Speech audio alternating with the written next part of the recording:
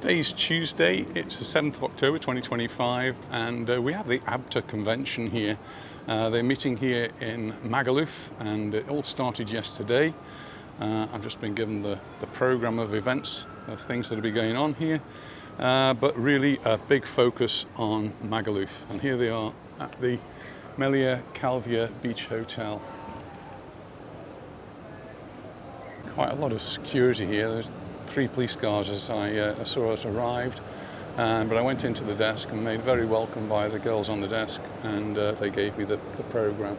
This is where it's all happening, this one, and its partner hotel, which is next door. And even more police down here on the beach. Wasn't expecting to see that. Okay, so for our deep dive today, we're heading somewhere maybe unexpected for this kind of story. Magaluf, Majorca. But look, forget the old headlines, the cheap booze cliches. Because this week, right now, some of the most senior people in European travel, we're talking CEOs, airline execs, major tour operators, they're all there. That's right. October 6th to the 8th. It's the ABTA 75th Anniversary Travel Convention. It's a huge deal in international tourism, and it's happening right in Calvià. Specifically Magaluf. Yeah, over 450 industry heavyweights. Gathering at the Meliá Calvià Beach Resort. And that location, I mean, that's the whole story, isn't it? It feels like a massive gamble, reputationally. Why would the British travel industry pick Magaluf of all places? A place synonymous for decades with a very different kind of tourism. Well, exactly. So we're really diving into, urban regeneration, the sheer economics of trying to change destinations' DNA, and this high-stakes game of destination branding. And the fascinating thing is, this choice, it's not some accident. It's absolutely a deliberate, calculated statement. If you think bigger picture, the organizers are basically saying, come see the rebirth for yourselves. Yeah.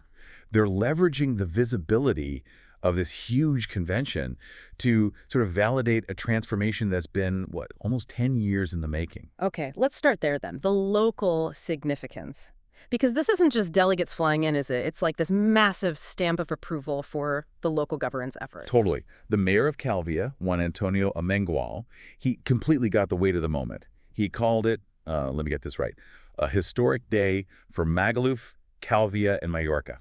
A historic day, and historic because of where it is, right? Precisely. Mallorca's hosted ABTA events before, but never in Calvià. Okay. This is the first time. So it's basically the industry giving a nod to the municipality's big shift towards quality, sustainable tourism. That's the phrase they're using. It's one thing for the local guys to say, hey, we've changed, but it's another thing entirely for 450 major travel buyers and decision makers to physically show up and implicitly agree. It validates the whole claim. And just think about the contrast. I mean, for years, that local administration was fighting this image problem. It was serious, like threatening their future viability. Yeah. And now the mayor is standing up in front of the very people who sell holidays globally, and he's saying loud and clear, Magaluf today is not the Magaluf of yesterday. And that quote, it's just critical. It signals the pivot. Yeah. They're not trying to sweep the past under the rug. Yeah. They're explicitly challenging it. And the convention itself is the evidence. But, the stakes are pretty high for ABTA too. Oh, yeah. Well, by holding their main event here, they're kind of putting their collective reputation on the line too, aren't they? They're effectively vouching for this big urban makeover being a success. Okay, so if that phrase, not the Magaluf of yesterday, is the core message, let's get into the receipts, the proof. Because shaking off that kind of reputation, it can't just be window dressing, it has to be structural. Absolutely. So what are the actual tangible changes? What do the sources say? Well, the transformation, it's really rooted in massive sustained investment. We're talking the last decade, really. Yeah. And it's a mix, public money and private capital, hundreds of millions of euros. Okay. So on the public side, you've got complete renovation of public spaces. The seafront promenade looks totally different. Critical infrastructure upgrades. Yeah. Stuff you might not notice, but it's essential. But the really dramatic change, the bit visitors see straight away, that's got to be the hotels, right? Yeah. Taking those, older, sometimes pretty basic 70s and 80s blocks. Yeah, exactly. And turning them into modern 4, even 5-star resorts. That's always the hardest, most expensive part of turning a place around. Precisely. And that level of capital investment, it fundamentally changes the kind of visitor you attract. Their expectations, what they spend. It's a different market. And look, the convention venues themselves, They're proof points. Right, the Meliá Calvià Beach and the Meliá South Beach. Exactly. They are the flagship properties. They really symbolize this whole move towards higher standards, quality service, the works. So the delegates, they aren't just reading a press release saying we've changed. They're literally staying in the evidence. Absolutely. It's immersive marketing, basically. Right. The sources actually detail how delegates aren't just stuck in conference rooms all day. Okay. They're taking part in specific excursions, visits to local spots. But these aren't just like standard tourist bus trips. Oh, right. They're curated experiences, Yeah. designed specifically to highlight the new focus on, say, sustainability initiatives or the local culture, the high-end hospitality they want to be known for now. That makes the story unavoidable then, doesn't it? It's pretty hard for a delegate to go home and keep pushing the old Magaluf stereotype when they've just spent 3 days, seeing the new investment, experiencing the better service, dining in nice places that show off real Majorcan culture. Yeah. It feels like a really effective way to permanently overwrite that old image, especially in the minds of the people who actually make the decisions about where tourists go. Exactly. It hits the decision makers directly.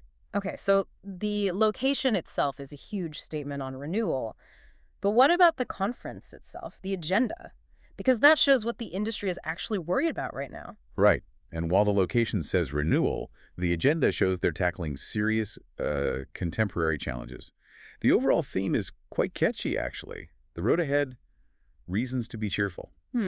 Reasons to be cheerful. Are they really that cheerful, though? I mean, look at the actual discussion points. They're grappling with stuff that must be keeping travel CEOs awake at night. Like what? Well, the huge pressure from climate change, demanding real sustainability, not just greenwashing. Yeah. Then there's the whole backlash against, too many tourists of over-tourism, and just leading these massive global businesses when the economy feels so uncertain. That doesn't sound overly cheerful. No, you're right. But I think that dynamic is kind of why the theme works. Right. They're suggesting they're cheerful because they believe they have a roadmap, a way forward. Okay. And hosting this discussion, particularly about sustainability, in a place that's actively and seemingly successfully overhauled its own high-impact image that gives it a crucial authenticity. It's not just theory. They're sitting in a practical example. That makes sense. Yeah. And the speakers reflect that seriousness, too. It's not just local folks talking about Magaluf. Not at all. You've got proper international figures, people like Nathalie Nahai, Zina Bencheikh, Manuel Butler, Ian Corbett. They're bringing global perspectives on tech, AI in tourism, consumer trends, destination management. So a real mix of global expertise applied in this very specific, transformed local setting. Exactly. And, don't overlook the local flavor within the social stuff, too, the social events. They're also strategic. They're designed to promote Majorca, the whole island, not just Magaluf. Oh, okay. Like the big host party. That's at Balneario ALS's. And the point is to showcase high-quality Majorcan food, local music, culture. Again, it's all reinforcing that quality experience message, not the old cheap package holiday vibe. Got it. So it's this kind of seamless blend, tackling the big industry issues, but doing it within this context of strategic, culturally rich destination marketing. Okay, let's shift from the immediate marketing buzz to the deeper economic strategy, because this feels like the most sophisticated part of the whole plan. The immediate boost is obvious, right? 450 delegates spending money in hotels and restaurants right now. Sure, that's a nice short-term injection. But the long-term goal for Calvià, for Majorca, that's the real prize here. Absolutely. And the core long-term strategy, the term that the local government is really pushing, is deseasonalization. Deseasonalization. Okay, break that down. It's a key term in the tourism world. It is. Basically, it means they're not just trying to pack everyone in during July and August. They want to stretch that high-quality tourism season out across more months of the year, especially into what they call the shoulder months, like October right now, or maybe April, May. Which makes the timing of this ABTA convention, early October, incredibly strategic. Bang on. They're using the presence of the entire industry elite to prove that, hey, this place is great, it's open, it's high quality, even outside the absolute peak summer weeks. And the goal behind that isn't just more money overall, is it? It's about stability. Exactly. The local government's stated aim, it's very much focused on social stability. They want to get away from that boom and bust cycle of seasonal work, jobs just for the summer rush. Right. The mayor's goal was quoted as creating stable jobs, not just summer jobs. And if you could extend the main season by even 2 or 3 months, That means hugely improved job stability, better quality of life for the local residents who depend on tourism. Okay, so that's the why. What about the how? How are they actually funding this long-term vision? Because, big infrastructure projects, helping hotels upgrade, that takes serious, consistent money. It can't just rely on, private goodwill. No, absolutely not. And this is where you need to understand the sort of governance structure behind it all, which is really the engine driving this. There's a body called the Balearic Islands Tourism Strategy Agency. The acronym is AET. ATB. Think of them as the central planning unit. They coordinate and manage the whole island group's long-term tourism vision. They make sure everyone's pulling in the same direction. And where does AET get its funding for these, massive ongoing investments? A large chunk of it comes from the Sustainable Tourism Tax, or IATs, you often hear it called the eco-tax locally. Wow, the tourist tax. Yeah. Every visitor pays a small fee, usually per night when they stay. And crucially, that money is ring-fenced. It's specifically earmarked to support exactly these kinds of long-term strategies. Okay, so let me see if I've got this. It's like this brilliant cycle. Visitors pay the ITS tax. That money goes through AET, Right. which then funds the infrastructure upgrades, the sustainability projects, maybe improvements to public services, Right. which in turn makes the place better for residents and attracts more of these higher spending off-peak visitors like the ABTA delegates, who then pay the tax again. You've got it. That's precisely the model. And the outcome they're shooting for is very clear. Finding that balance between visitor numbers and the well-being of the people who actually live there. So hosting this ABTA event, it isn't just PR fluff. It's like the physical proof that Calvià is achieving that goal, positioning itself as a leader in responsible tourism, a place that can handle major international events outside of high summer. It really showcases a workable, funded blueprint for sustainable development that, honestly, other destinations could learn a lot from. So looking at everything we've discussed, this whole deep dive, it really shows that this ABTA convention isn't just, another conference on the calendar. No, definitely not. It feels like the successful culmination of maybe a decade of hard work by the municipality. It's a massive statement of confidence in this long-term strategy of renewal, really turning what was a liability into a flagship case study. Yeah, I think that's spot on. And that confidence, that sense of achievement, it was summed up perfectly by ABTA's own chief executive, Mark Tanzer. Oh, yeah. What did he say? In his opening speech, he basically encapsulated the whole mission. He said, Calvià represents what the future of tourism should look like, sustainable, welcoming, and built for the benefit of everyone who lives here as well as those who visit. Wow. Built for the benefit of everyone who lives here as well as those who visit. That really puts the focus back on the community, doesn't it? That's the real measure of success. It has to be, right? Yeah, it's powerful. I mean, if you're listening and wondering how a community can actually collectively redefine itself and its economy, this really does seem to provide an incredible template. It really does, because the one thread that runs through all the source material, all the reports on this, is the absolute necessity of collaboration.